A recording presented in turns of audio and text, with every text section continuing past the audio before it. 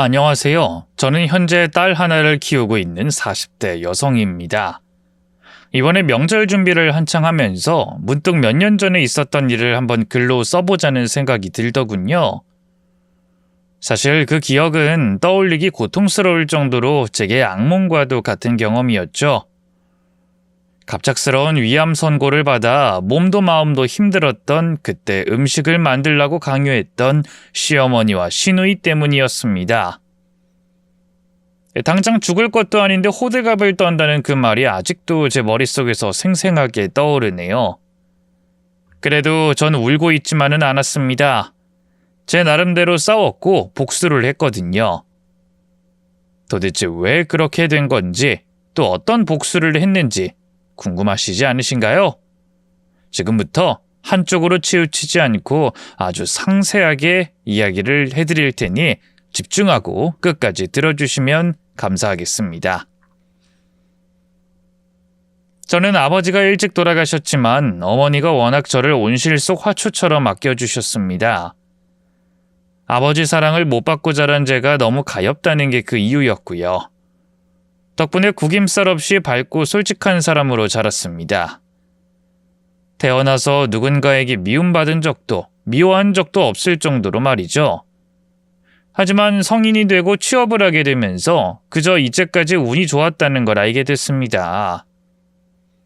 누군가에게 미움받거나 미워한 적이 없는 게 아니라 주변 사람들이 따뜻했을 뿐이라는 걸 말이죠. 혹시 또라이 질량 보존의 법칙이라는 말 아시나요? 어딜 가나 어떤 그룹이든 미친 인간은 있고 만약 없다면 본인이 미친 사람일 것이다 라는 직장인들 사이의 우스갯소리입니다. 그런데 겪어보니 그 말은 진짜더군요. 도저히 좋아할 수 없고 죽이고 싶도록 미운 인간, 그 또라이가 하필 제 상사였습니다. 지영씨 반찬 했더라? 근데 반찬도 눈치 보면서 써야 되는 거 아닌가? 네? 혹시 무슨 일 있나요? 급한 건 없다고 들었어요. 이미 일은 다 끝냈는데. 일이야 쌓인 게 일이지. 맡은 일만 다 하고 퇴근할 거면 회사를 왜 다녀?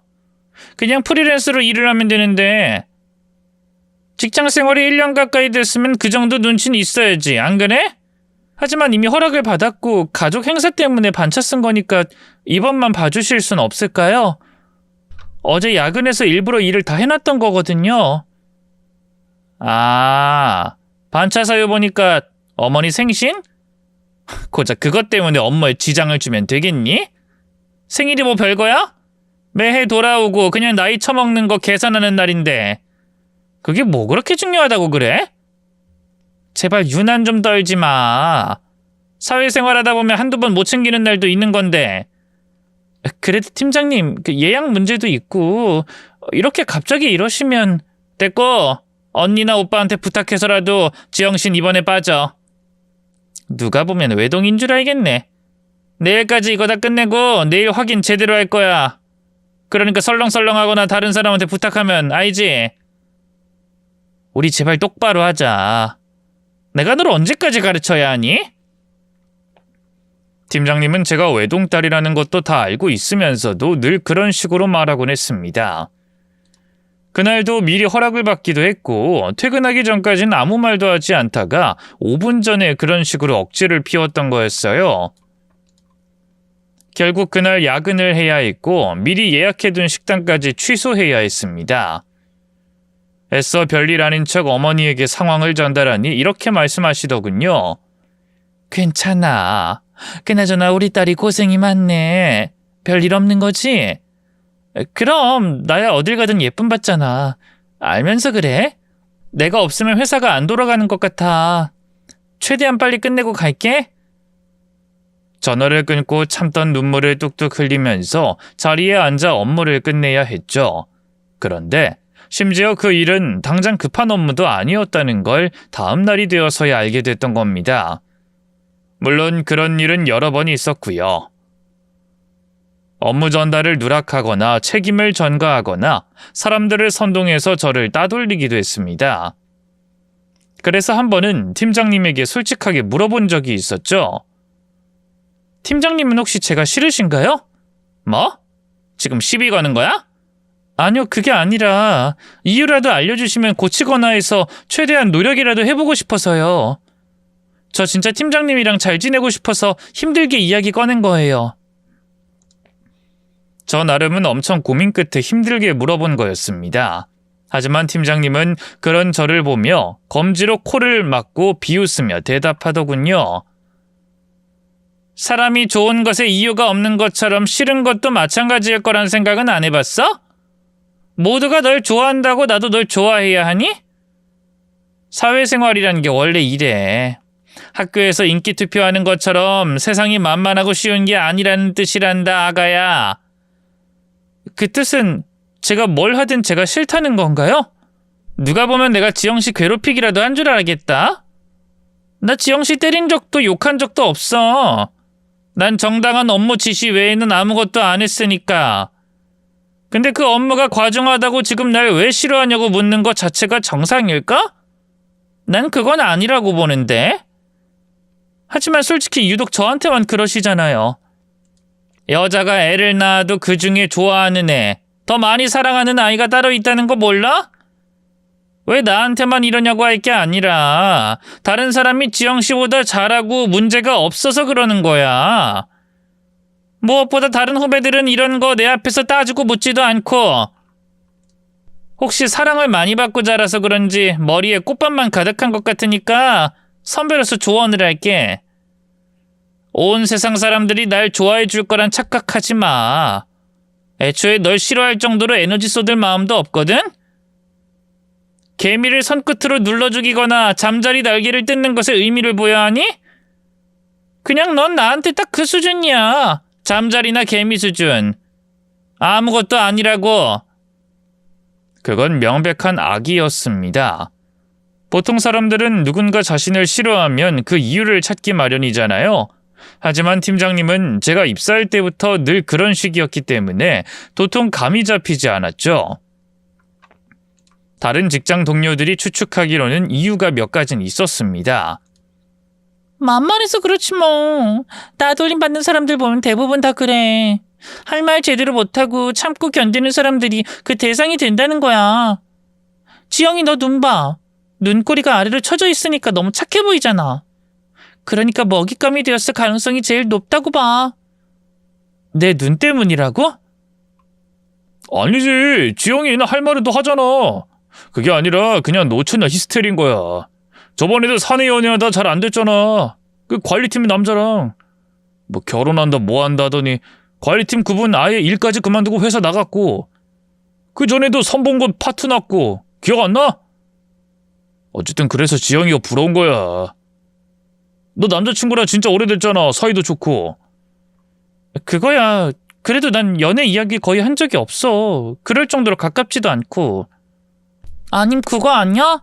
부모 사랑을 못 받고 자라서. 지영이 네가 유독 어머니랑 사이가 좋잖아. 그것 때문에 그럴지도 몰라. 자격지심이 있거나. 동료들은 절 위로해주면서 저마다의 추측을 하긴 했지만 솔직히 도움이 되진 않았어요. 어머니와 멀어질 수도 없고 눈꼬리를 위로 찝어 올리거나 남자친구와 헤어지더라도 팀장님은 절 절대로 좋아해주지 않을 것 같았거든요. 어쨌든 저는 그 사람 때문에 회사에서 스트레스를 엄청 받았습니다. 제가 일을 악물고 이직해서 2년 후에 그 회사를 떠나기 전까지 말이죠. 그런데 원수는 외나무다리에서 만난다더니 남자친구와 결혼을 허락받으러 간 자리에서 다시 보게 된 겁니다. 그 직장 상사가 저의 남자친구의 누나였던 거고요. 저를 괴롭히면서 비웃던 모습이 채 잊혀지지 않았는데도 그 여자는 뻔뻔하게 우리가 인연은 인연인가 보다. 지영씨랑 이렇게 보니 진짜 반갑다. 어떻게 내 동생이랑 만났던 사람이 지영씨일 수가 있어? 전혀 상상도 못했네. 그치? 라고 하며 웃는데 소름이 끼쳤습니다. 당연히 전 그걸 받아들이지 못했어요.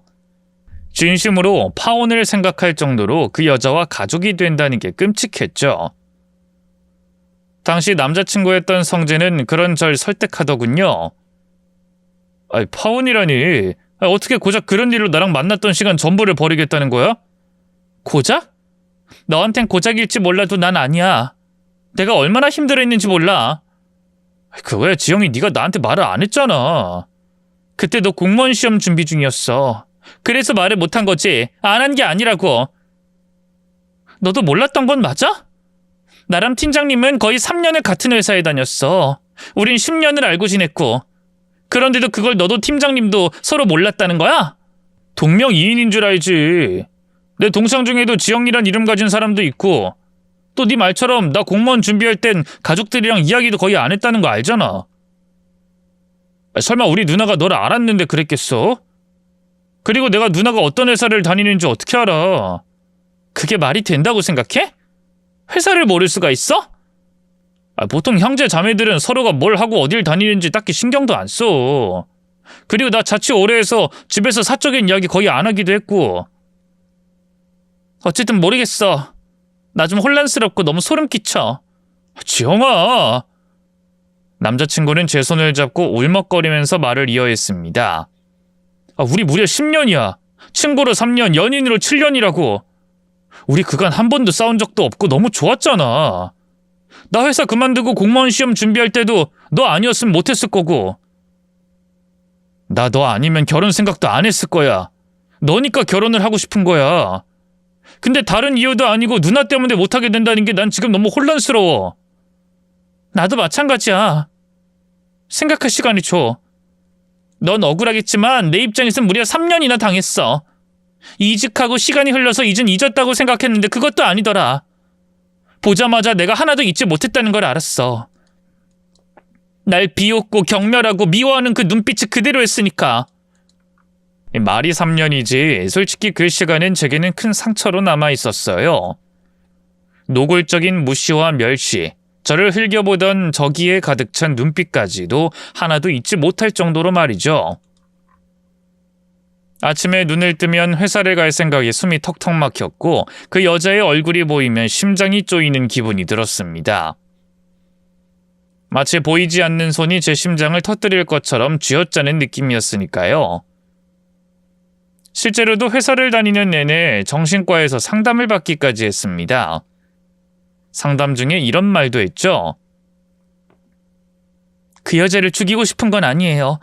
근데 죽일 기회가 있고 그게 죄가 아니라면 돈을 줘서라도 죽이고 싶어요. 딱 그 정도로 그 여자가 너무 싫어요. 상담 중에 했던 말은 사실 그나마 순화를 한 거였습니다. 진심은 이랬죠. 불이 난 건물에 그 여자가 있고 그 여자가 죽어가고 있다는 소식을 들었다면 기꺼이 불구경을 하러 나가고 싶을 정도였어요. 활활 타오르며 넘실거리는 불빛을 몇 시간이고 볼 수 있겠다 이런 생각까지 했죠. 물론 미친 생각이라는 거 알지만 전 그때 진짜로 미쳐가고 있었던 것 같습니다. 그러니 결혼에 대해서 다시 생각해 볼 수밖에 없었던 거고요. 그런데 팀장님이 절 찾아왔죠. 지영씨, 내가 정말 잘못했어. 그땐 나도 내가 왜 그랬는지 몰라. 물론 핑계겠지만 정말 성재랑 만나는 사람이 지영씨라고 상상도 못했어. 그리고 그때 내가 좀 예민하기도 했고. 그러니까 우리 성재 봐서라도 이번만 넘어가줘. 걔 지금 지영씨 아니면 안 된다고 음식도 거부해. 그리고 누나이 내 얼굴을 보려고도 하지도 않고. 예민했다고요? 지금 그걸 변명이라고 하시는 건가요? 3년이에요. 3년 동안 절 괴롭히셨잖아요. 아무 이유도 없이. 그냥 제가 싫다고 하셨던 건 다 잊으셨나요? 미안해. 진짜 미안. 하지만 결혼은 결국 두 사람의 문제잖아. 나 때문에 섣부르게 생각하지 않았으면 좋겠어. 그리고 생각해봐. 나로 인해서 10년이나 만난 사람을 버린다는 건 너무 억울하지 않아? 형님이니 올케니 해도 우린 그냥 아주 가끔 볼 사이야. 알잖아, 응? 그래도 가족이 되는 건데 이건 말이 안 될 일이죠. 성재한테 이야기 다 들었어. 공무원 시험 볼 때 곁에서 지원해줬던 게 지영씨라고. 그렇게 좋은 사람이라는 걸 난 정말 몰랐어. 그때 성재 아니었으면 저 그 회사 그만뒀을 거예요. 뒷바라지하는 그 기간만 아니었다면 저도 그렇게 참고 살지도 않았을 거고요. 그랬구나. 정말 몰랐어. 내가 살면서 지영 씨한테 못할 짓 한 거 다 갚을게. 딱 한 번만 용서해줘. 나 꼴 보기 싫다면 명절에도 안 갈 거고 가족 행사도 참석 안 해. 정말이야. 약속할게. 우리 엄마한테도 다 말했어. 내가 잘못한 거니까 벌 받으라고 하시더라. 그때 무릎까지 꿇고 사죄를 하는 걸 보고 저는 마음을 바꾸게 되었습니다.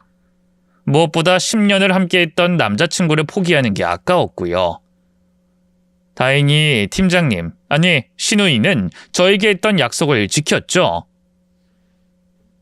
명절이나 가족 행사에서도 남편과 조율을 해서 최대한 저와 마주치지 않는 시간대에 오고 갔던 겁니다. 덕분에 저는 마음 편안하게 살 수 있었고 아주 천천히 마음을 열어가기 시작했네요. 딸아이를 출산한 이후에는 시누이가 선물까지 보내왔고 말이죠. 그것도 거의 매일같이 옷이며 신발, 아이 용품들을 보내주셨습니다. 그래서 남편에게 말을 했죠. 형님 말이야. 다음 명절부터는 시간대 관계없이 오라고 하는 건 어때? 괜찮겠어? 일부러 그러지 않아도 된다니까. 누나가 지은 죄가 있는데 억지로 그러지 마. 우리 엄마도 감수하신다고 했고. 그러니까 괜히 내 눈치 보지도 말고. 아니야. 언제까지 이렇게 피할 수도 없고 진심으로 사과하는 게 보이고 벌써 2년이나 명절이나 가족 행사에 눈치 보시면서 참석하셨잖아. 나도 이젠 마음이 좀 풀린 것 같아.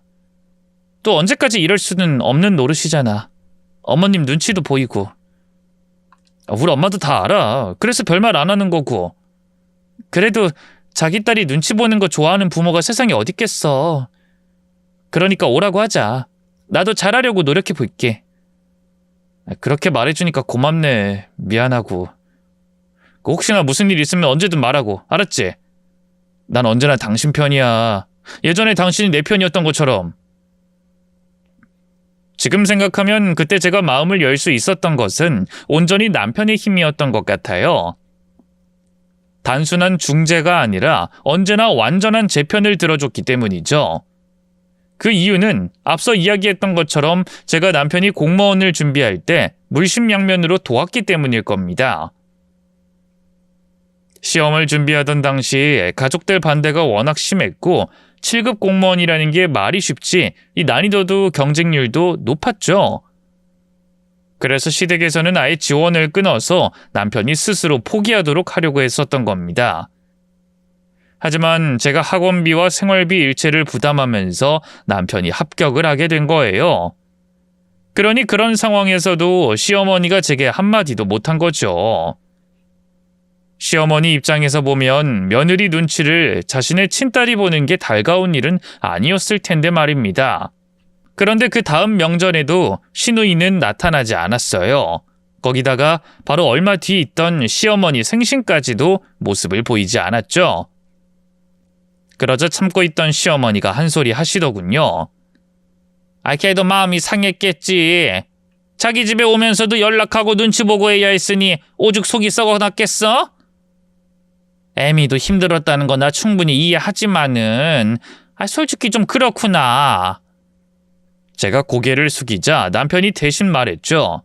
오라고 했어. 근데도 누나가 안 온 거잖아. 왜 이쪽으로 불똥이 튀어? 너 성질, 너도 그러는 거 아니야. 그래도 너희 누나야. 오라고 한다고 오고 오지 말라고 한다고 안 오고 똥개 훈련시키는 것도 아니고. 넌 너희 누나 불쌍하지도 않니? 다 업보지. 그게 왜 불쌍해? 애초에 사람을 괴롭히는 게 정상적인 일이긴 해. 어머, 얘가 몇 년이나 지난 일로 아직도 그러는 게 그런 거야?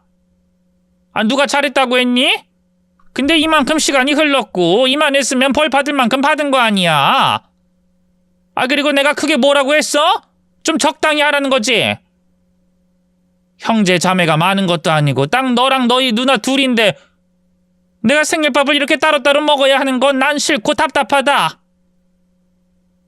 이 사람은 외동이야. 근데 홀어머니 생신날에 일하라고 집에 못 가게 한 게 누나였고. 그래 안다. 나도 들어서 다 알아. 하지만 어쩌겠니. 이미 지난 일인데.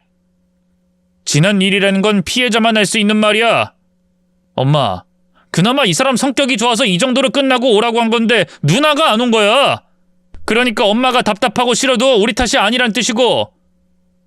앞으로는 그런 말 좀 하지 마. 아우, 알았어. 남편 없는 사람 어디 서러워 살겠니? 그냥 해본 말에 아주 죽자고 달려드는 걸 보니 이래서 자식 새끼 키워봤자라는 말이 나오는가 싶구나. 남편은 제 의사를 분명 전달을 했다고 하는데도 시누이가 오지도 않고 연락도 받지 않는 게 이상하다고 생각을 했네요. 그래도 무슨 일이 있겠거니 대수롭지 않게 넘겼습니다. 헌데 그 일이 있고 얼마 후 시누이와 길에서 마주치게 됐죠. 시어머니, 저, 남편, 아이까지 해서 함께 외식을 다녀오는 길에 시누이가 한 여자와 팔짱을 끼고 다정하게 걸어오는 걸 본 겁니다. 헌데 시어머니가 총알처럼 빠르게 뛰어가선 낯선 여자의 손을 잡고 좋아하시더군요. 어머, 이게 얼마만이야, 희진아. 어머님, 저도 너무 반갑네요. 잘 지내셨죠? 아유, 그럼. 어머, 넌 어쩜 아직도 이렇게 예뻐? 아주 예전이랑 변한 게 없어. 어머님은 더 예뻐지셨는데요? 혹시 피부과라도 다니시는 건가요? 정보 좀 나눠주세요. 허허허, 넉살 좋은 것도 그대로네. 한참을 웃고 떠들고 이야기를 하더니 남편과도 아는 사이인지 인사를 했습니다. 남편의 표정은 떨떠름한지 그리 좋지 않았지만 여자는 쉬지 않고 참새처럼 떠들다가 사라졌죠. 하지만 그 잠깐 사이에 저를 아래 위로 훑는 그 눈빛을 분명하게 봤습니다. 또 일부러 절 견제하는 것처럼 남편에게 오래된 이야기만 꺼냈고 저를 투명인간 취급했죠. 그리고 얼마 후에 시어머니를 통해 그 여자의 정체를 알게 됐네요. 희진이란 그 여자가 남편의 첫사랑이었던 겁니다. 희진이 그 아이가 성재 대학교 막 입학할 때 만났던 애야. 애가 예쁜데 싹싹하고 머리는 또 어찌나 비상한지 지금은 무려 변호사를 하고 있잖니? 집안 좋아서 바로 개인 변호사 사무실 떡하니 차려 지금은 더 잘 나가고 있다고 하더라고. 진짜 대단하지 않니? 저는 애써 웃으며 대답했습니다. 정말 대단하네요. 변호사라니. 형님이랑도 가까운 것 같던데. 아유, 가깝지. 최근 몇 년은 연락이 끊어졌지만 얼마 전에 우연히 봤나 보더라고. 성재 군대 갔을 때도 걔가 우리 집을 몇 번을 들락거렸는지 꼭 며느리처럼 그랬었어. 며느리요? 왜? 기분 나쁘니? 그래도 혹여나 고깝게 생각해서 괜히 성재한테 큰 소리 내는 일은 없으면 좋겠구나. 과거 없는 사람이 세상에 어디 있겠니? 너도 우리 성재가 첫사랑은 아닐 거 아니니? 이 남자 저 남자 만나다가 7급 공무원 딱 붙으니까 이때다 싶어서 결혼했을 테니. 저희 만난 게 10년이에요. 그럴 리가 없잖아요. 참고로 난 계집들 이야기는 안 믿어. 거짓말을 입술에 침도 바르지 않고 하는 게 여자들 습성이니까. 처음이다, 첫사랑이다 이런 말하는 것들 중에서 진짜인 여자를 본 적이 없지. 물론 우리 희진이는 그때 어렸으니 첫사랑인 게 맞지만 말이야. 그날 저는 말끝마다 우리 희진이 소리를 하는 시어머니 말을 1시간을 넘게 듣다가 와야 했어요. 솔직히 시어머니의 이야기보다 그 여자의 눈빛이 떠올라 신경이 쓰이기도 했고 그래서 남편에게 까놓고 물어봤죠. 그 여자랑 도대체 어느 정도로 가까웠냐고 말입니다. 헌데 남편은 첫사랑이라는 말에 질색을 하더군요. 겨우 한 달 만났어. 대학교 신입생 때 만나서 겨우 한 달이었다고. 첫사랑? 첫사랑은 무슨... 나한테 그 여자는 악몽이었어, 악몽. 혹시 거짓말하는 거 아니야? 아니 그렇게 짧게 만났는데 어떻게 형님이랑 어머님이랑 그 정도로 친할 수가 있어? 당신 군대도 기다려줬다고 들었고 집에도 많이 왔다고 하던데. 기다려준 게 아니라 기다림을 당한 거지. 우리 엄마랑 누나는 걔 성격을 몰라서 그래. 집착이 얼마나 심했는지 모르고 헤어짐을 받아들이지도 못하는 사람이었어. 처음에도 내가 집에 있는지 없는지 확인하려고 우리 집에 쳐들어온 거였다고. 그게 정말이야? 그래. 아마 나한테 목줄을 채울 수 있었으면 내 목에 적어도 10개는 달아놨을걸? 애초에 내가 왜 당신이랑 친구라는 이름으로 곁에 있으면서 3년을 지켜만 봤겠어? 무서워서 그랬어. 그 여자 만나고 나서 세상에 있는 여자들 모두가 너무 무서워서. 헤어지자고 대판 싸우고 집에 들어왔는데 아무렇지 않은 척 우리 엄마랑 누나랑 붙어있는 모습 상상해봐. 스토커나 다름없었다고. 걔 지금은 어떨지 몰라도 진짜 최악이었어. 그러니까 당신은 그 여자에 대해서 일절 신경 쓰지 마. 동창들 말 들어보니 결혼도 했다고 하니까 걱정 말고. 아, 그래? 그럼 뭐 알았어. 더는 신경 안 쓸게. 저는 당연히 남편의 말을 믿었습니다. 더구나 결혼까지 했다면 신우이와 그 여자가 친하든 말든 신경 쓸 게 없다고 생각했죠. 하지만 그 이후에도 식탁에 앉으면 몇 번이나 그 이름이 나왔고 불쾌한 건 어쩔 수 없었습니다. 그렇게 2달이 흐른 어느 날, 신우이가 가족들을 모두 불러놓고 폭탄 발언을 하더군요. 희진이란 여자의 오빠와 진지하게 만나고 있다고 말입니다. 남편은 탐탁지 않게 생각했지만 40이 훌쩍 넘은 누나의 결혼을 반대하진 못했죠. 반대로 시어머니는 경사가 따로 없다면서 이미 혼수 이야기까지 꺼내고 있었고요. 문제는 그 이후였습니다. 그간 제 눈치를 보던 신우이와 시어머니의 태도가 180도 바뀌어버렸거든요. 한 번은 시어머니가 급하게 부르셔서 아이를 데리고 시댁으로 갔습니다. 그런데 신우이가 있기에 인사를 하면서 형님도 있으셨네요 하고 말이죠. 정말 별거 없는 말이고 아무 의미도 없었는데 신우이는 정색하면서 이러더군요. 그럼 내 집인데 내가 못 올 때라도 왔다는 거야? 네? 아, 그런 뜻이 아니라 그냥 인사인데. 어감이 기분이 나빠서 그래. 마치 내가 여기 있으면 안 된다는 듯이 그런 식으로 하는 거잖아. 도대체 언제까지 그 일로 날 괴롭힐 거야? 결혼하고 애까지 낳았으면 어른이 되어야지. 여전히 사회생활 못하는 신입처럼 구네? 아, 형님, 제가 뭘 잘못했다고 그러시는 거예요? 그리고 괴롭히다니 제가 언제요? 내 집에 내 맘대로 못 오게 하는 건 괴롭힌 게 아니란 뜻이니? 나도 지금까지 너 눈치 보고 성재 부탁에 못 이겨서 납작 엎드려 있었어. 올키가 예전에 내가 괴롭혔다고 아득바득 주장을 하니까 어쩔 수 없이 그랬던 거고. 근데 솔직히 말해서 난 너 괴롭힌 거 아니라고 생각해. 혼날만 해서 혼냈고 이유가 충분하니까 너한테 업무를 좀 준 것뿐이라고. 주장이요? 아니 직접 오셔서 사과까지 하셨고 그땐 인정도 하셨잖아요. 무엇보다 갑자기 이렇게 예전 일 꺼내는 것도 전 지금 이해가 되지 않아요. 아니, 엄마, 제 말하는 것 봐. 자긴 다 풀었으니까 나도 풀어야 한다고 말하네? 이게 손윗사람을 대하는 태도가 맞나? 이러니까 내가 회사에서도 그럴 수밖에 없었던 거야. 겁을 상실한 건지 매번 그 이유를 물어대더니 아직도 똑같네.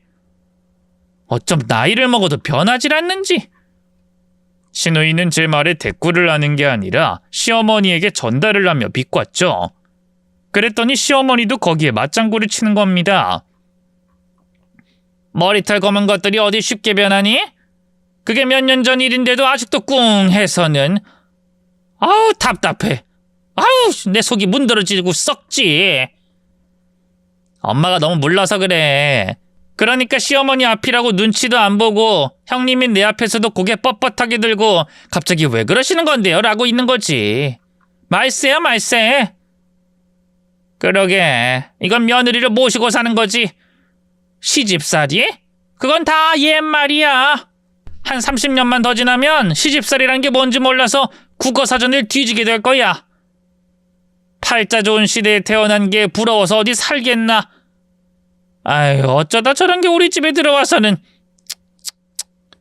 됐어 엄마. 그러다 또 제가 성재한테 가서 일을 놔. 아니 나도 이젠 못 참아. 내 딸 얼굴 제대로 못 보고 꾹꾹 참으면서 지금까지 버텼는데 이젠 나도 그런 짓 못하겠다. 뒤끝이 길어도 어느 정도여야 참지.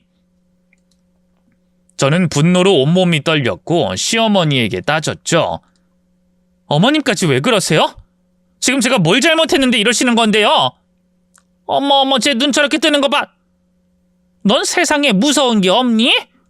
어디서 시애미 앞에서 그렇게 눈을 동그랗게 뜨고 노려봐? 그게 잘못이야. 어른이 뭐라고 하면 네네 하고 알겠다고 넘어갈 줄도 알아야지. 그러니까 네가 사회생활이 엉망이었던 거고.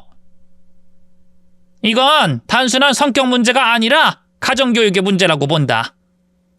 너희 집에선 그런 것도 안 가르치니?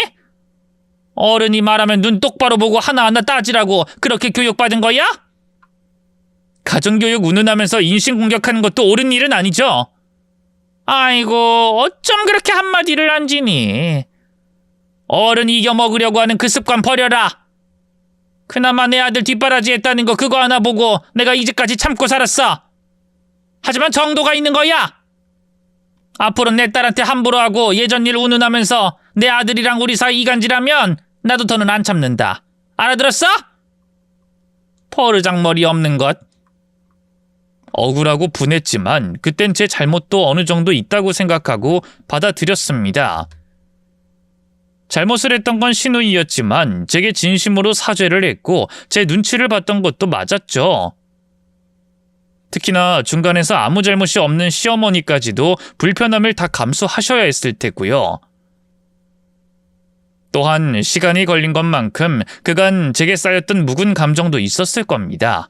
그래서 저도 그 부분을 감안하고 나름 잘하려고 노력하기 시작했죠. 시어머니가 원하시는 것처럼 말대꾸도 안 하고 네네 하고 무조건 말을 따르기도 했고요. 하지만 날이 갈수록 요구는 점점 늘어나기만 했습니다. 갑자기 김장을 하겠다면서 불러내는 것은 기본이고 절에 맡겼던 제사까지 부활을 하더군요. 음식을 만드는 것도 힘이 든 일이었지만 사실 진짜 힘든 건 그 외적인 부분이었습니다. 시어머니와 시누이는 음식의 양이나 맛, 그리고 모양 말고도 얼마든지 트집을 잡을 수 있는 사람들이었거든요. 제 표정, 목소리, 말투도 그냥 넘어가는 법이 없었죠. 이유도 따로 없었습니다. 본인들이 받아들이기 불편하다는 것이 전부였으니까요. 그땐 마치 이전에 회사에서 고생했던 때로 돌아가는 기분이 들었습니다.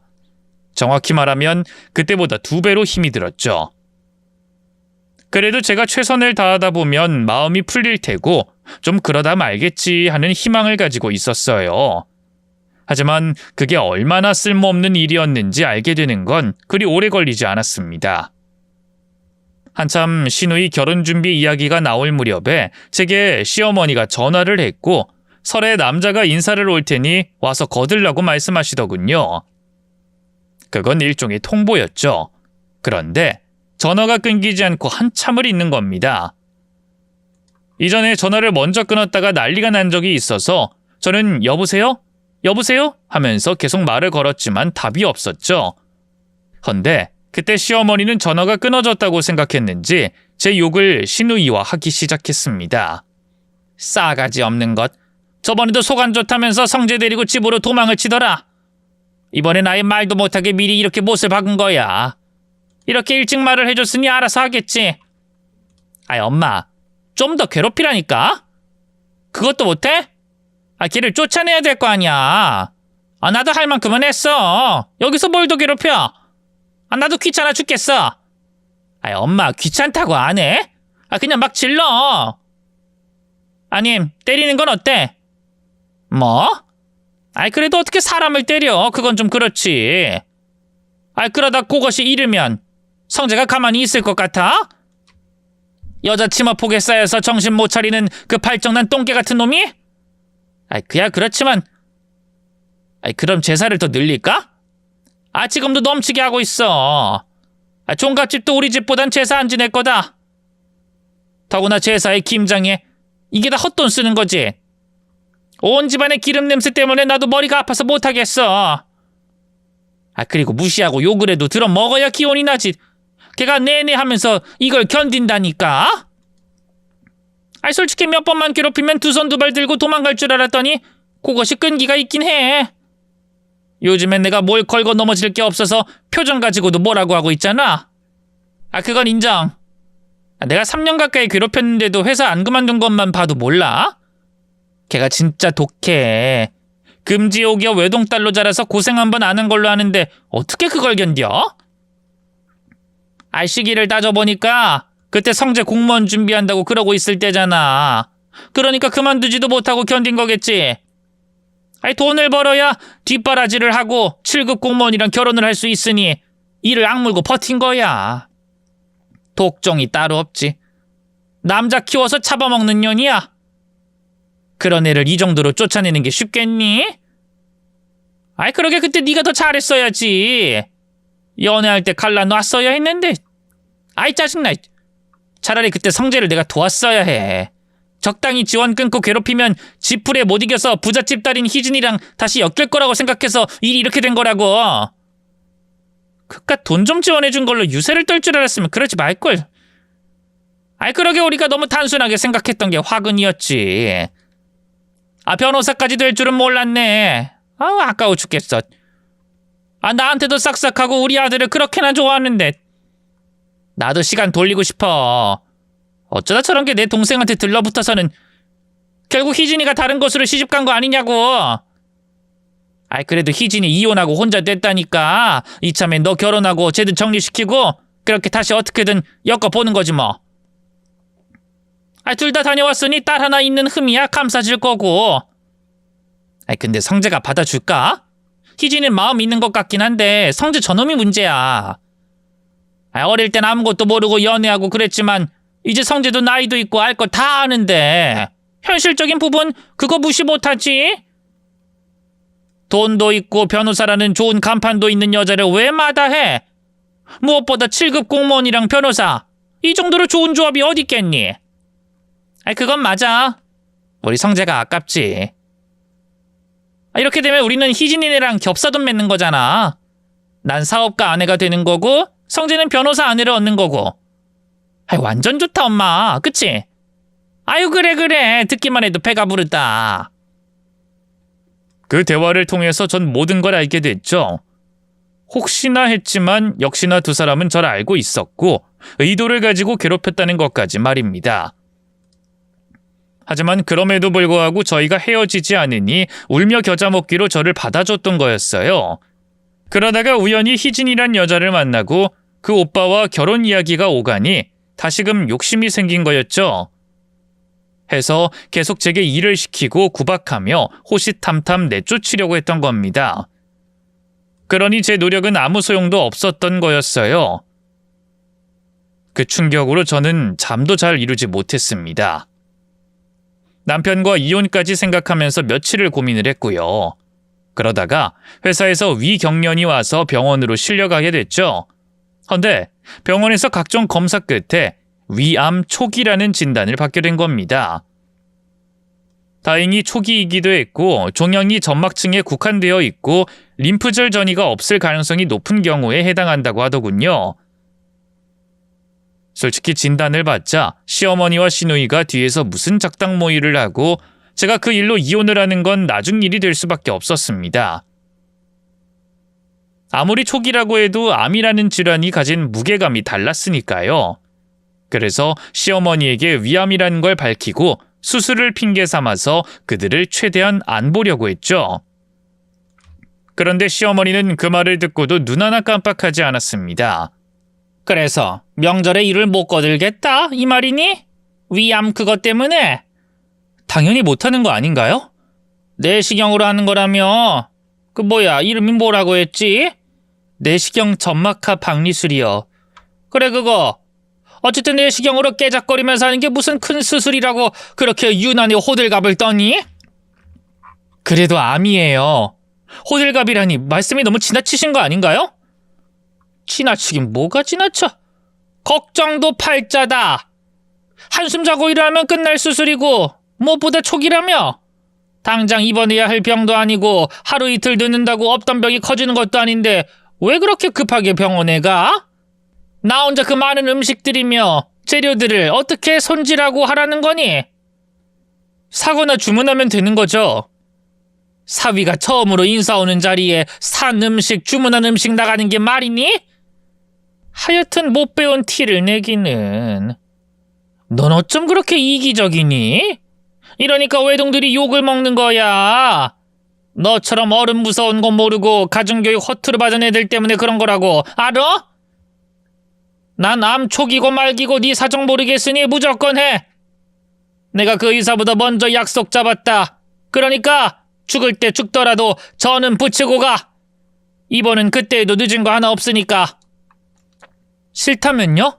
싫다면 어쩌실 건데요? 싫으면 이혼해. 가뜩이나 마음에 드는 구석이라고는 없는데 앞에서 골골거리는 병 걸린 며느리는 더 필요 없다. 이혼당해서 혼자서 암병동에서 쓸쓸하게 죽기 싫으면 얼마든지. 시어머니는 제가 암에 걸렸다는 사실보다는 트집 잡을 게 생겼다는 생각밖에 없는 것 같았습니다.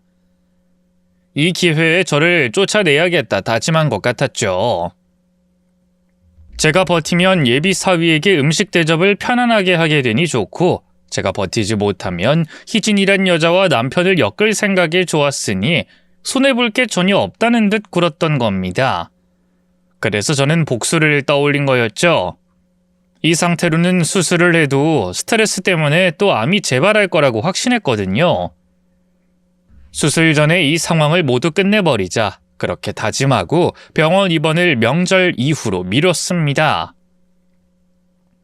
그렇게 제가 찾아간 곳은 바로 그만뒀던 그 회사였죠. 오랜만에 회사 동료들을 보고 제 근황을 전하며 동시에 도움을 요청했습니다. 신우이가 딱 하나 간과한 게 있다면 회사 내의 소문은 빛보다 빠르다는 거였죠. 나 하나 알고 있어. 팀장님 관리실 직원이랑도 사귀었었잖아. 얼마 뒤에 관리실 직원 그만뒀고, 근데 그만둔 이유가 팀장님이 바람을 피워서라는 소문이 있더라고. 아이, 근데 그건 좀 오래된 거 아닌가? 성희도 회사 다닐 때 그 소문은 들었을 거 아니야. 그거 말고 도움될 만한 이야기를 해야지. 최근에도 한 명 더 있었잖아, 호진 씨. 그 말에 직원 2명이 맞장구를 쳤고 다시 설명을 이어가더군요. 그래, 호진 씨랑 동거한다는 소문 있었는데 같은 오피스텔에서 나오는 거 봤다는 사람들도 많고. 근데 그거 겨우 한 달 전 아니야? 한 달 전이라고 해도 결혼을 앞두고 있다면 말이 다르지. 더 오래 보다가 결혼 이야기가 나왔을 거 아니야. 설마 한 달 안에 갑자기 눈 맞은 건 아닐 테고. 그럼 그거네, 양다리. 환승연애도 아니고 환승결혼이네. 동거면 사실혼 아니야? 김 팀장 그렇게 안 봤는데 의외로 능력자인가 봐. 어떻게 동시에 둘을 만나? 미쳤네, 미쳤어. 저는 동료들의 도움을 받아서 호진 씨라는 사람을 따로 만났습니다. 그리고 그게 단순한 소문이 아니라는 확답도 듣게 됐죠. 실제로 호진 씨라는 분은 1년 가까이 신우이와 교제를 하고 있었다고 하더군요. 심지어 동거를 시작할 때는 시어머니에게 허락까지 받은 상황이었다고 합니다. 그러다가 최근에 갑작스럽게 이별 통보를 받았다고 했죠. 본인도 그 이유를 몰라서 몇 번이나 연락을 했고 찾아가 봤지만 소용이 없었다고 했습니다. 그래서 저는 제가 겪은 일과 진실을 말해줬죠. 회사에서 괴롭힘을 당했던 일부터 시작해 암에 걸렸다는 것까지 말입니다. 그 말을 들은 호진 씨는 저를 돕겠다고 나서더군요. 그렇게 기다리던 설 연휴가 찾아왔고 저는 연락을 받지 않았습니다. 제 암 진단에 대해서 아직 모르는 남편 역시도 계속 연락을 했지만 저는 어머니와 함께 호텔에서 여유롭게 휴일을 즐겼어요. 당연히 어머니에게도 남편에게 걸려오는 전화를 받지 못하게 했습니다. 그렇게 명절 당일에 선물을 들고 시댁으로 향했죠.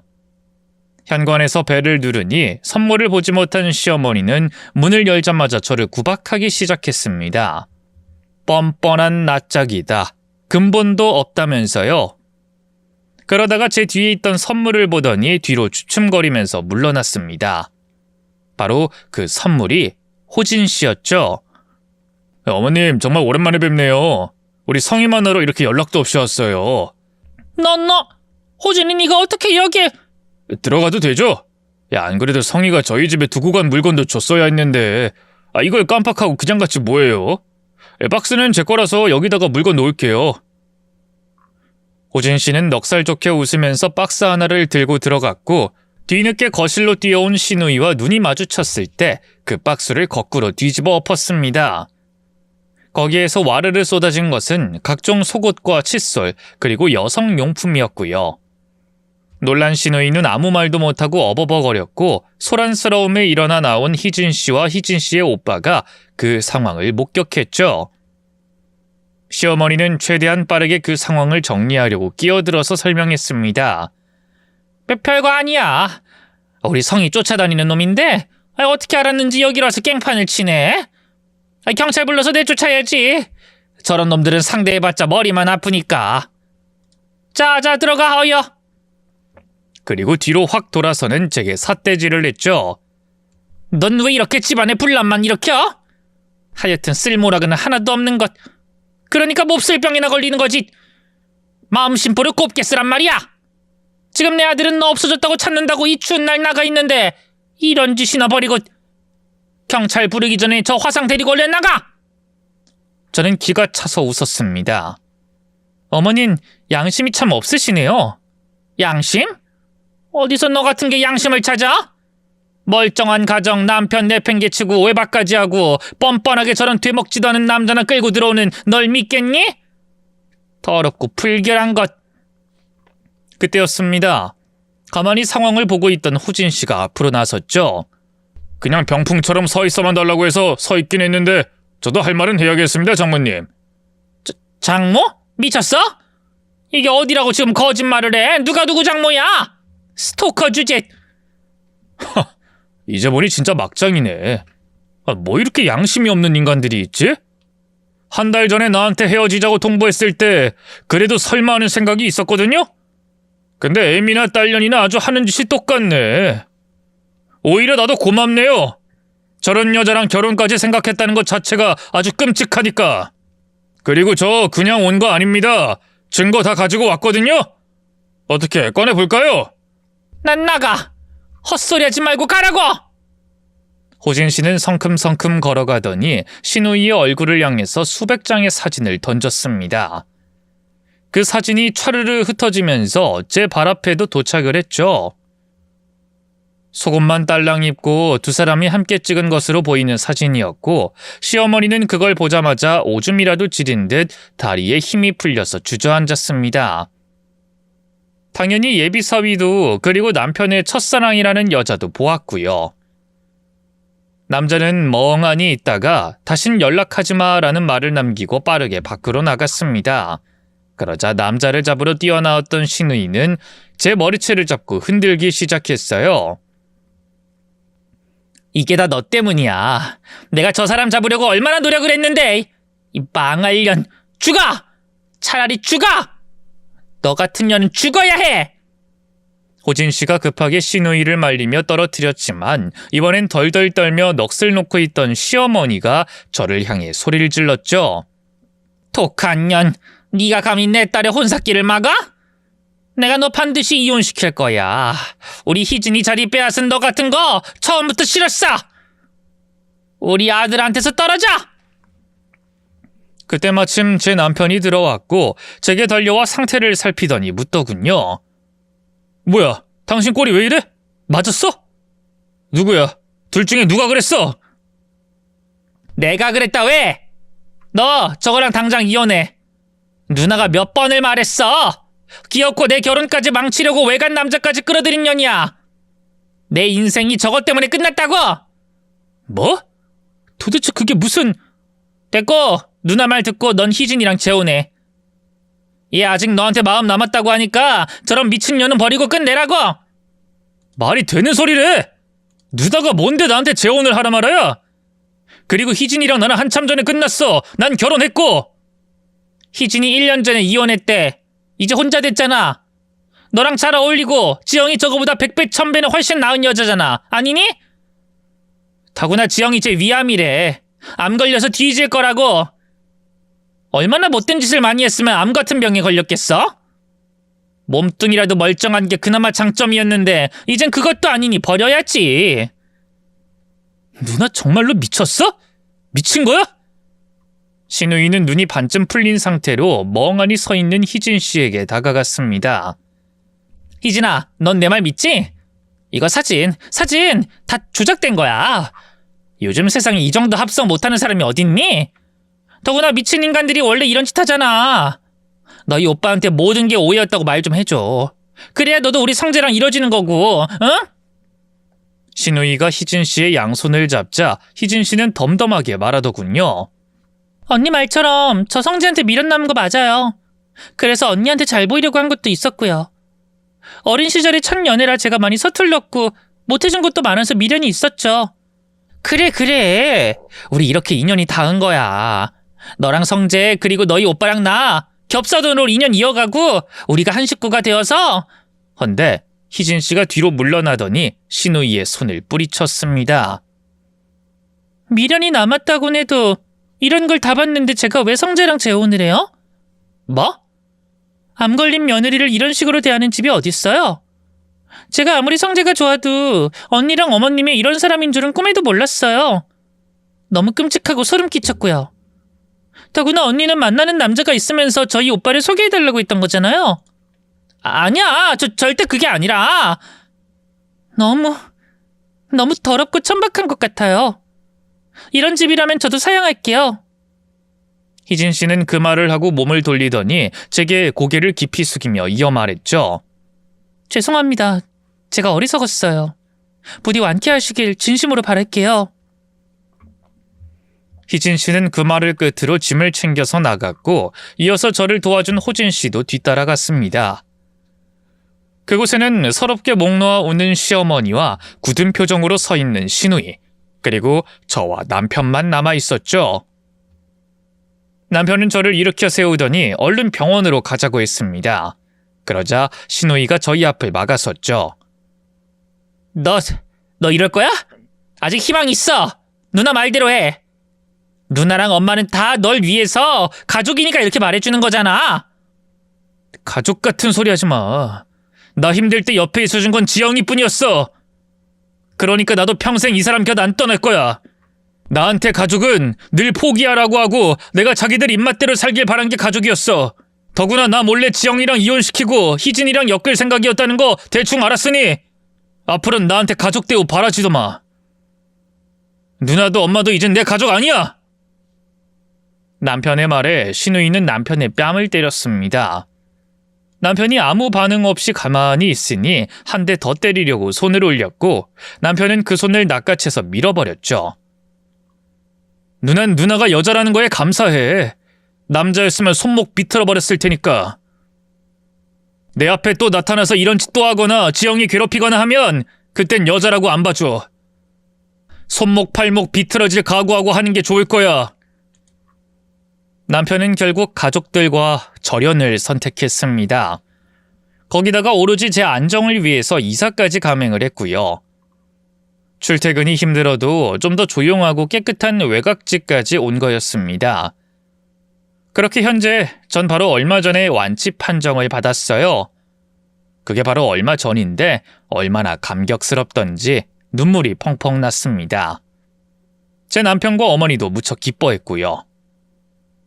그러니까 딱 올해가 완치 판정을 받고 난 뒤에 맞이하는 첫 명절인 겁니다. 감회가 새롭기도 하고 기분도 이상하지만 더없이 행복한 명절이 될 거라는 생각이 드네요. 물론 저와는 달리 시누이와 시어머니는 쓸쓸한 명절을 보낼 거라고 확신합니다. 특히나 시누이는 회사에도 소문이 퍼져서 결국 일도 그만뒀다고 들었으니 살 길도 막막할 테고요. 또 남편에게 늘 받던 용돈도 끊겼으니 시어머니도 생활이 팍팍하실 테죠. 못된 생각이긴 하지만 제가 아팠던 만큼 되도록 두 사람이 오래 힘들었으면 좋겠습니다.